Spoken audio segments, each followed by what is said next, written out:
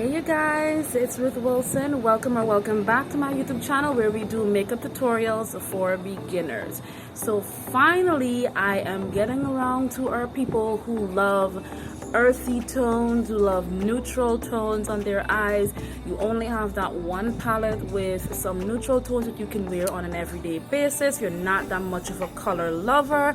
I got you. So in this video I'm going to show you how I was able to create this eye very neutral and soft that you can wear on an everyday basis depending on how many colors you want to go in with. So if you guys want to see how I put these eyes together, then keep watching this video. Alright guys, let's get down to business. Today I'm going in with the Transition palette from Dominique Cosmetics, and I'm gonna get started with first trying to make sure that my base is crease free. Always go back and make sure that your eyes are crease free. So now let's get into our first shade, which is going to be that one. I'll use that as a transition, and I'm putting that one above on my eyes. And while I'm doing that, I'm going to be doing it for both sides. I just want to tell you guys that as someone who is like semi-pro, I am definitely thinking of going back to my roots of doing my eyes first and then my face. It is like it's a big deal for me because I have a little girl who plays with everything else except her own toys. My makeup has suddenly become her toys and it's kind of crazy. So now we're getting into our next color. Before I continue, going to go a little deeper, a little darker, because I've used another palette that's got full neutral matte tones in it, and I just thought it would be best that I just go with something else. This is a brand new palette, by the way, and it's a little costly. It's almost $10,000 for this palette, so I would not advise anybody to go through with that, but I got this one from BoxyCharm, a subscription service, and I'm taking the first brush that I added my transition shade with, and I'm going over both the shades to blend them out so that they fuse together basically, and you don't see which one starts from where. All right, always go back with your previous brush to do that. So now we're going in with our next tone. I'm going to go with this mustard color. I'm going to do that one on the lid. Originally I wanted to cut the crease to do this look, but I'm looking at the clock and my daughter was bothering me, and I'm like, you know what, let's just get into this. Plus, when I did the all matte colorful look, if you did not see that video, I urge you to watch it if of course you love colors, you're a fan of colors. I did not cut my crease for that. I didn't do it, so I decided not to cut my crease for this one. But the shadows are pretty pigmented enough to look really gorgeous, and I don't think that this one mounts in the category of color necessarily, but I love what it was doing on my lid over here. However, there were some parts where I had to keep going over to get that yellow to pop all over again. Nothing is wrong with that. If you feel like while you're adding on your shadows and someone or one of the shadows in between just got lost somewhere, feel free to re-add and reapply so you can get the bright and gorgeousness of the shadow.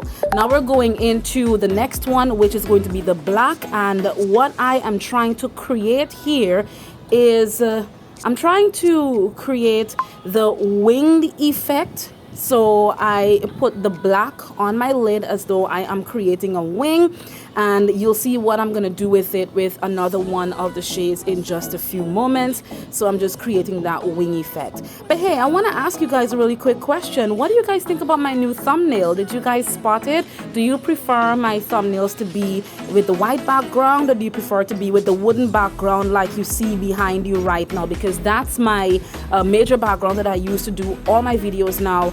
But I feel like taking the pictures behind this one, it's kind of, you know, making it too light. But now I'm going in with this shade right here, and I'm gonna buff the black line that I just did, and I'm also going to bring it up a little more to kind of form that, I don't know how to put it, form like a little triangle. It kind of gives a really nice effect there. Like when you cut the crease, it would look so gorgeous. But you know, I kind of digging what I'm doing here though.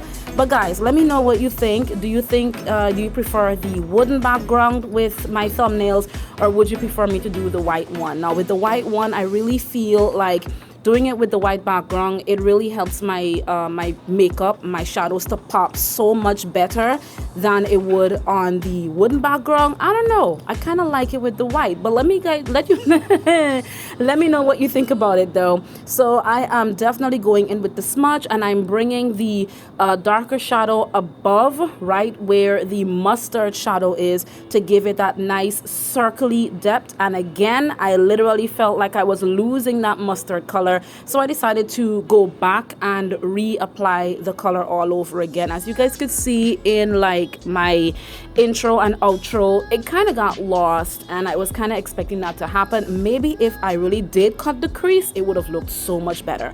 So after doing the majority on my eyes, I put my entire face on, and now I forgot to show you guys the two colors that I was putting underneath my eye, but I'm going to show you in just a second. I am using two of the dark shades that I actually used on my eye, the one to smudge, that one right there, and the other one was the one I added second after the transition shade. So I'm putting both those shades underneath the eye just to give it that nice little depth. And then now we're gonna go in with my black pencil. If you have a brown one, you can use that one, and because it's your eye, you can use your eyebrow pencil to do this. You can use your lip liner pencil to do this. It works both ways, all right? But please remember, I'm begging you guys, if you do this and you have clients or you do other people's faces just for fun, do not, I beg of you, do not do this on anybody else. So now we're gonna speed through this process right here because ain't nobody care about it. I am applying my mascara. As I told you guys before, I do not have a favorite mascara. Mascara is mascara. It's just something to make my natural lashes look a little dark. So now I am bringing a little bit more of depth to the black by applying just a little bit of a dark eyeliner there. Now this part was not 100% necessary, but I wanted to go down that road. But can I be honest with y'all for a second? This thing is not necessarily a black liner.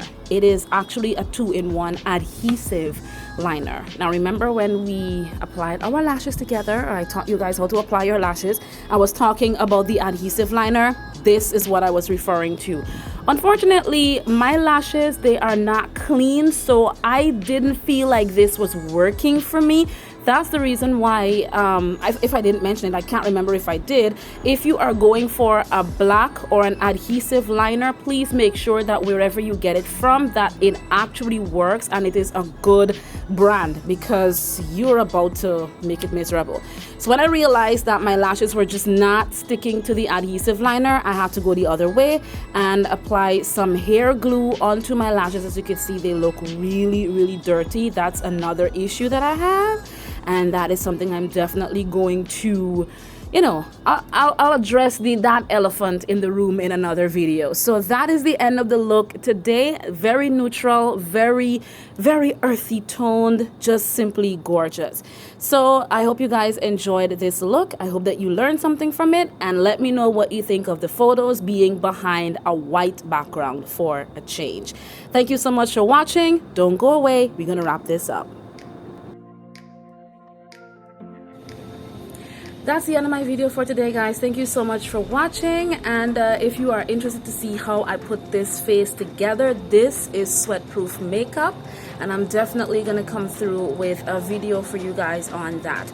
But if you love this video, please make sure to give it a big thumbs up, and I'll see you guys on my next video, which it's not gonna be this one, but in my matte colorful look, I went in with purple/pink again. It kind of looks like the look that I did with the shimmer. So I actually want to do a colorful matte look part 2, where I decide to go in with a lot more colors, but it's all matte. So if you guys are interested to see that, then you can let me know.